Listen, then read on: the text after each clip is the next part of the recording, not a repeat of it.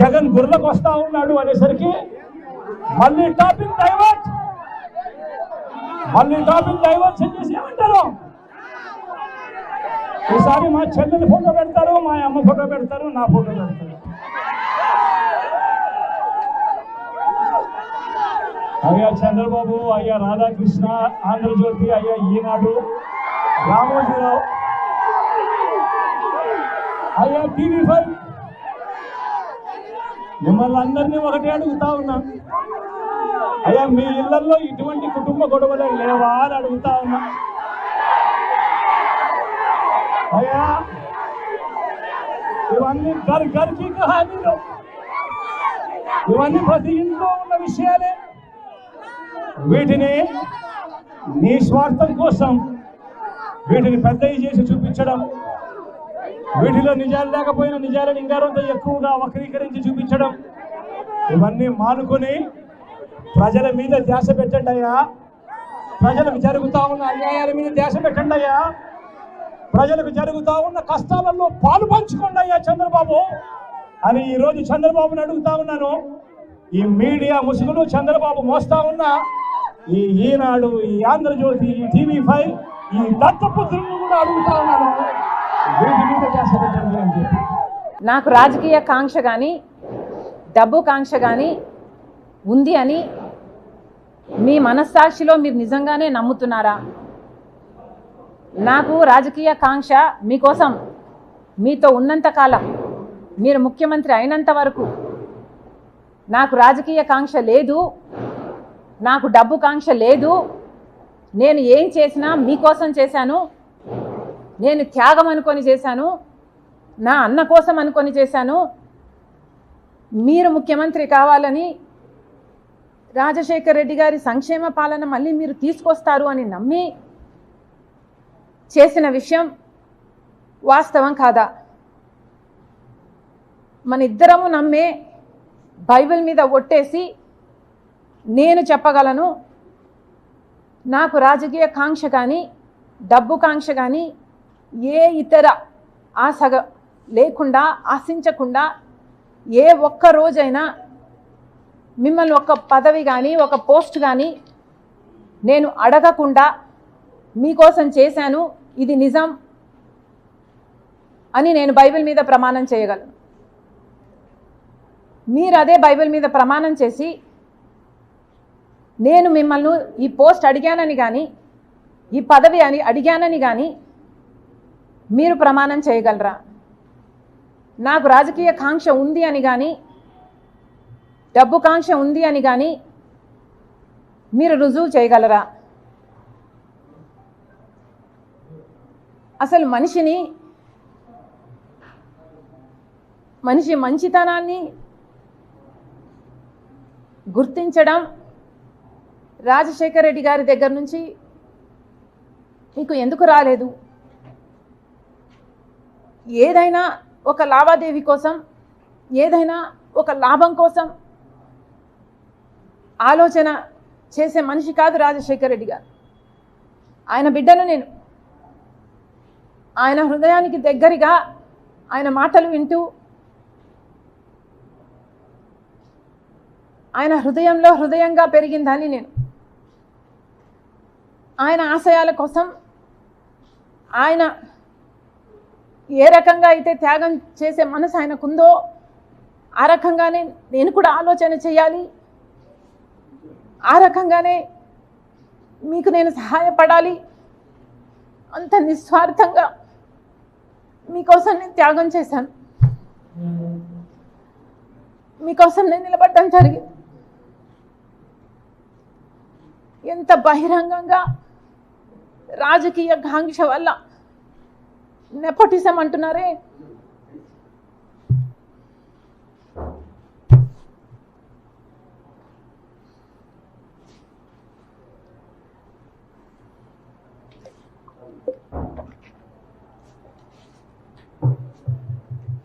Nepotism అంటున్నారు జగన్మోహన్ రెడ్డి గారు. రాజశేఖర రెడ్డి గారి రాజకీయాలలో ఉంటే వివేకానంద రెడ్డి గారు కూడా ఆయన పక్క రాజకీయాలలో ఉన్నాడు, రాజారెడ్డి గారు కూడా రాజకీయాలలో ఉన్నాడు. రాజారెడ్డి గారి భార్య మా జేజి జయమ్మ కూడా రాజకీయాలలో ఉంది, సౌభాగ్యమ్మ కూడా రాజకీయాలలో ఉంది. అందరూ ఒక్కొక్క పదవి వాళ్ళ వాళ్ళ టైంలలో చేసిన వాళ్ళు వాళ్ళంతా ఒకే జనరేషన్కు చెందిన వాళ్ళు. మరి ఆ టైంలో నెపోటిజం ఉన్నిందా? జగన్మోహన్ రెడ్డి గారు నెపోటిజం గురించి మాట్లాడుతున్నారు. మరి మీరు ముఖ్యమంత్రిగా ఉండి కూడా, మీ పార్టీ మీరు పెట్టి కూడా ఇంకా ఎవరు బంధువులు ఉండకూడదు అని మీరు చెప్తున్న ఈ లాజిక్లో రవీంద్రనాథ్ రెడ్డి గారు లేరా? మీ బంధువు కాదా? మీ మేనమామ. సుబ్బారెడ్డి గారు సొంత చిన్నాన్న, అమ్మ మొన్నటి వరకు అధ్యక్షురాలు. అవినాష్ రెడ్డి ఒకటే జనరేషన్లో మీ భార్యకు బంధువు. నా తమ్ముడు అని నెత్తిన పెట్టుకొని తిరుగుతున్నవాడు. మరి వీళ్ళందరూ మీ పక్కన మీ బంధువులుగా ఉంటే అది నెపోటిజం కాదు. ఈరోజు మీ చెల్లెలు మాత్రమే మీ పక్కన ఉంటే అది నెపోటిజం కిందికి వస్తుంది. మీ మాటలు మీరు ఎంత ఇన్సెక్యూర్గా ఉన్నారో చెప్తున్నాయి. మీకు అర్థమయ్యే మాట్లాడుతున్నారా? మీ మాటలే మీ క్యారెక్టర్ని కాంట్రడిక్ట్ చేస్తున్నాయి. మీకు మీ చెల్లెలంటే ఇన్సెక్యూరిటీ అన్న విషయము మీ మాటలే బయట పెడుతున్నాయి. ఒకసారి ఆలోచన చేసి మాట్లాడండి ఇంటర్వ్యూలలో మాట్లాడినప్పుడు అని జగన్మోహన్ రెడ్డి గారికి చెప్తున్నాం. నమస్తే అన్నయ్య, నమస్తే చెల్లెమ్మ, నమస్తే తమ్ముడు, నమస్తే అక్కయ్య అంటూ మరి ఆయన పిలిచిన పిలుపు మన చెవుల్లో ప్రతిధ్వనిస్తూ ఉంది. మీ అందరి మాటల్లో ఆయన మంచి మనసు, ఆయన గొప్ప మనసు, ఎంతమందినైనా పట్టించుకునే విశాలమైన మనసు, ఆయన అన్కండిషనల్ ప్రేమాభిమానాలు, ఆయన దాతృత్వం మన కళ్ళ ముందు కదిలాడాయి.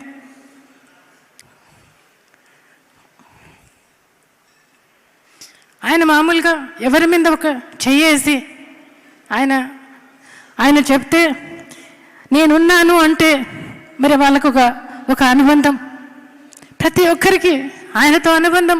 ఒక్క నిమిషం మాటలన్నా కూడా ఒక స్టోరీ ఉంటుంది. చాలా విన్నా, చాలా చూసాయి. 10, 11, 12 సంవత్సరాల్లో ఆయన ప్రేమను చూసా, ప్రజలలో ఆయన ఉన్న ప్రేమను చూసా.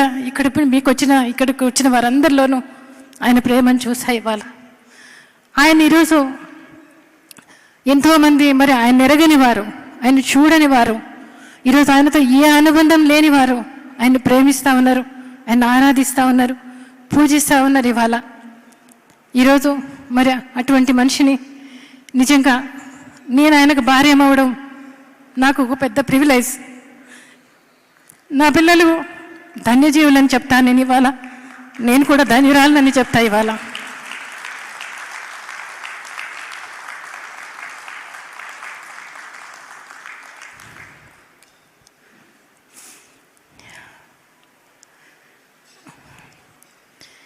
మీ అందరూ మంది ఎంతో సహృద్భావంతో మరి ఎంతో ఓపికతో నేను పిలిచిన పిలుపుకు మీరందరూ ఇక్కడికి వచ్చి మీ అందరి అనుభవాలు మాతో షేర్ చేసుకొని మా హృదయాలను సేద తీర్చి ఎన్నో మధురానుభూతులు మరొకసారి మాకు గుర్తు చేసినందుకు చేతులెత్తి మీకు అందరికీ హృదయపూర్వకంగా కృతజ్ఞతలు తెలుపుకుంటా ఉన్నా.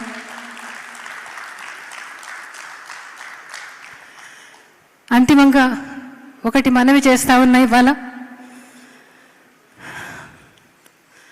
ఆయన మన మధ్య నుంచి వెళ్ళిపోయిన దాదాపు ఒక 12 సంవత్సరాలు అయిపోయింది.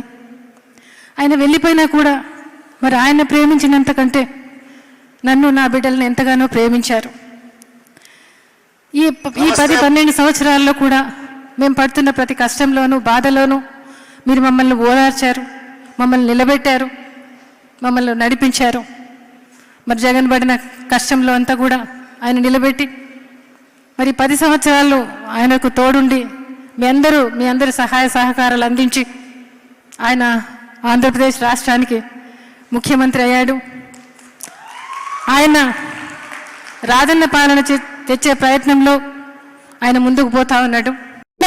జగనన్న ఎప్పుడు మహిళల పక్షపాతి, ఆడోళ్ళు ఇంట్లో కష్టపడకూడదని ఎప్పుడు మా మామ చెప్తా ఉండేటోళ్ళు. ఆడోళ్ళు సంతోషంగా ఉండాలా ఇంట్లో ఎప్పుడు అని జగన్ సార్ ఏం చెప్పినాడు. అందుకనే ఇల్లు కట్టించడమే కాకుండా ఇల్లు రిజిస్ట్రేషన్ ఎవరి పేరుతో పెట్టిస్తానన్నాడు. ఆడోళ్ళ పేరుతోనే ఆడోళ్ళ పేరుతోనే ఇల్లు రిజిస్ట్రేషన్ చేస్తారు. ఇంతవరకు మనకు పట్టాలు ఇచ్చినారా? మన ఇళ్ళకు మనకు పట్టాలు ఇచ్చినారా? జగనన్న మన ఇళ్ళకు మనకే పట్టాలు ఇస్తానన్నాడు. ఆ పట్టాలు తీసుకొని మనం అవసరమైతే బ్యాంకులకు పోయి లోన్ పెట్టుకొని లోన్ తెచ్చుకోవచ్చు. అది మొదటిది. రెండోది, మన పిల్లలకు చదువు కావాలనుకుంటాం కదా, మనమంతా అనుకుంటాం కదా. ఇప్పుడు ఈ ప్రభుత్వంలో ఫీజు రీయింబర్స్మెంట్ ఏమన్నా వచ్చిందా? మనం పిల్లల్ని పెద్ద చదువులకు పంపాలంటే ఏం చేస్తున్నాం? మనము అప్పులు చేసుకుంటున్నాం, కష్టపడుతున్నాం, ఆస్తులు అమ్ముకుంటున్నాం. అవునా కాదా? కష్టపడుతున్నాం కదా. జగన్ సార్ ఏం చెప్పినాడు మనకు? జగన్ సార్ ఏం చెప్పినాడు మనకు? కేజీ నుండి పీజీ వరకు పిల్లలకయ్యే చదువులకయ్యే ఖర్చు ఎంత ఖర్చు అయినా సరే దీన్ని చదివి